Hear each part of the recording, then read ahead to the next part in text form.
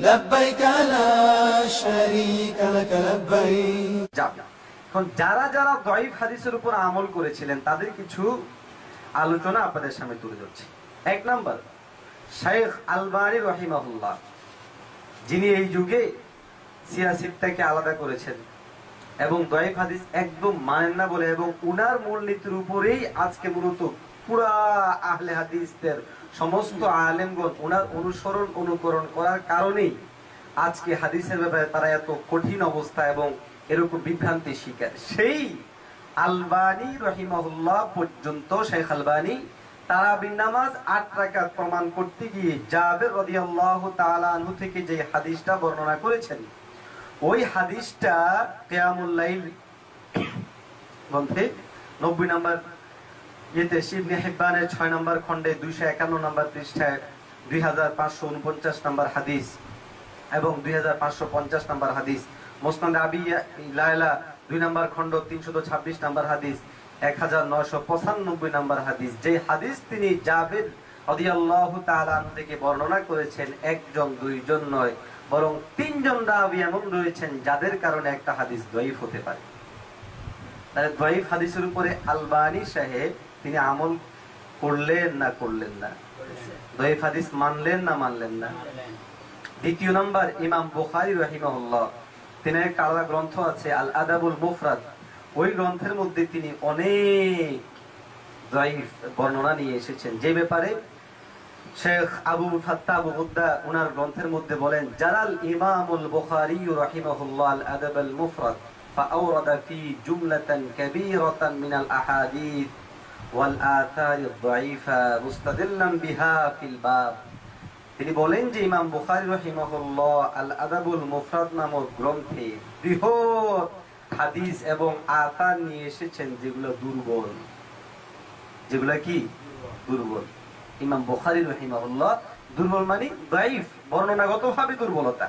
وقد يكون الباب قاصرا عليها وفي روايه رواتها والمجهول ومنكر الحديث والمتروك।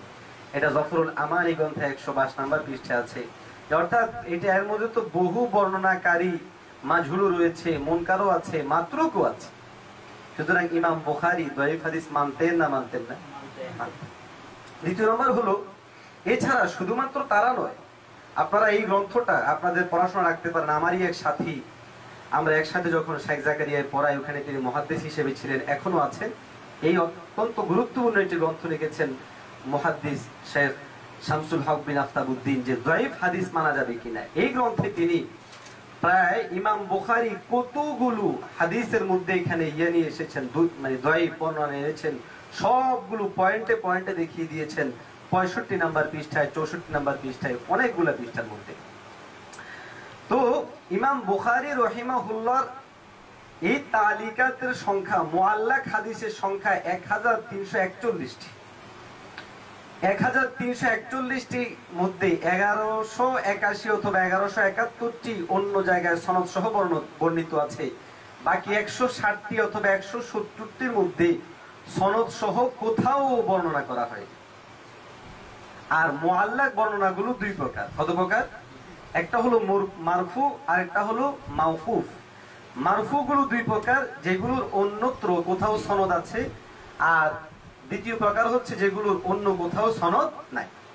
প্রথম প্রকার অর্থাৎ যেগুলো অন্যত্র সনদ আছে, এগুলো যদিও সহিহ, কিন্তু দ্বিতীয় প্রকার যেগুলোর মধ্যে অন্যত্র সনদ বর্ণিত নাই, এর সংখ্যা 160 অথবা 170 ইমাম বুখারীর মুআল্লাক হাদিসের সংখ্যা। তাহলে ইমাম বুখারী দঈফ হাদিস মানতেন না মানতেন না?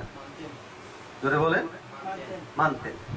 এটা শুধুমাত্র আবুল ফাত্তাহ আবুল গুদ্দার রাহিমাহুল্লাহর কথা নয়, বরং হাফেজ ইবনে হাজার রাহিমাহুল্লাহ পর্যন্ত বলেছেন, ওয়া আম্মা মা লাম ইউরিদহু ফি মাওযি'in আখার মিম্মা আওরাদাহু বিহাদিহি সিগা ফামিনহু মা হুয়া সহিহুন ইল্লা আন্নাহু লাইসা আলা শারতিহি। যে ইমাম বুখারী রাহিমাহুল্লাহ এখানের মধ্যে এই সিগা এগুলাকে না এনে অন্য জায়গায় যেগুলাকে এনেছেন, এর ফামিনহু মা হুয়া সহিহুন, যেগুলোর মধ্যে কিছু আছে সহিহ, ইল্লা আন্নাহু লাইসা আলা শারতিহি ওয়া মিনহু মা হুয়া হাসানুন, ইল্লা আন্নাহু লাইসা আলা শারতিহি, কিন্তু ওগুলা তার শর্ত অনুপাতে হয়নি।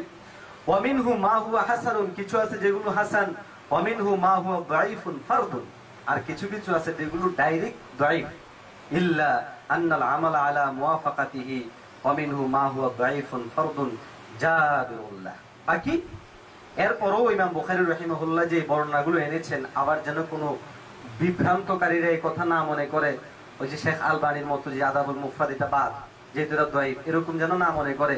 বরং আদাবুল মুফরাদে আনিত ওই সমস্ত দাঈফ হাদিসগুলো কি ইমাম বুখারী এই জন্যই এনেছেন, এবং তার এখানে মুনকাতি বর্ণনাগুলো কি এই জন্যই এনেছেন যেহেতু এইগুলোর উপরে আমল করা যেতে পারে, এবং সেগুলো তারগিব এবং তারহিব বিষয়। কি বিষয়ে? তারগিব এবং তারহিব বিষয়।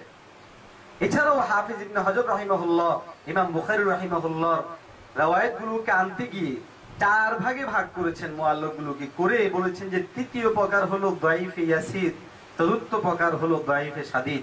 দাঈফে ইয়াসিরের একটা উদাহরণ দিয়েছেন তিনি ওসিয়তের বর্ণনা আনতে গিয়ে, আর দাঈফে শাদীদের একটা বর্ণনা দিয়েছেন তিনি সালাত অধ্যায়ের মধ্যে। সুতরাং আমরা আলোচনার দ্বারা বুঝলাম যে এখানের মধ্যে ইমাম বুখারী রাহিমাহুল্লাহ দাঈফ হাদিস মানতেন, আমাদের ইমাম আবু হানিফা রাহিমাহুল্লাহ মানতেন, ইমাম মুসলিম রাহমাতুল্লাহি আলাইহিও মানতেন, আব্দুল্লাহ ইবনে মুবারক রাহিমাহুল্লাহ উনিও মানতেন, ওয়াকি ইবনুল জাররাহ উনারাও দাঈফ হাদিস মানতেন, সুফিয়ান ইবনে উয়াইনা উনারাও দাঈফ হাদিস মানতেন, ইয়াহইয়া ইবনে মুঈন উনারাও দাঈফ হাদিস মানতেন। এবং দাঈফ হাদিস মানাটাই সর্বযুগে সমস্ত উলামায়ে কেরামের ইত্তেফাক। এই ব্যাপারে বিভ্রান্তি করার কোনো সুযোগ নাই। যারা আজকে দাঈফ হাদিসকে মানে না বলে তারা মূলত বিশ্বনবী সাল্লাল্লাহু আলাইহি ওয়াসাল্লামের অসংখ্য অগণিত হাদিসকে অস্বীকার করে যাচ্ছে। রাসূল খেয়াল রাখতে হবে, রাসূল বড় পরিষ্কার মারাত্মক ঘোষণা দিয়েছেন, যারা নাকি আমার উপর মিথ্যারোপ করবে তারা যেন জাহান্নামের মধ্যে তাদের জায়গা করে নেয়। আর নবীজি যেই কথা বলেছেন ওই কথা নবীজি বলেন নাই, এই কথা বলা এটা যেরকম মিথ্যা, নবীজি বলে গেছে কিন্তু নবীজি বলেন নাই এটা বলা ওইরকমই মিথ্যা, বরং এর চেয়েও চরম মিথ্যা। কথা বুঝে আসছে? দেখুন আজকে ফাজাইলে আমল গ্রন্থ, এটা দাওয়াত ও তাবলীগের ভাইরা পড়ে, এটার মধ্যে কিছু কিছু বর্ণনায় দৌফ আছে, কিন্তু দৌফ মানে মিথ্যা নয়, দৌফ মানে বানাওয়াট নয়, দৌফ মানে জালিয়াতি নয়, জাল নয়। বিভিন্ন পীর মাশায়েখগণ অনেক বয়ান সাওয়াবের তারগিব তারহিবই করেন, সেগুলোর মধ্যে দৌফ হতে পারে, কিন্তু সেইগুলোকে জাল বলা, বানাওটি বলা, এই সমস্ত কথাগুলা কোনো দিন ঠিক। ইন্নামা ইয়াখশাল্লাহা মিন ইবাদিহিল উলামা।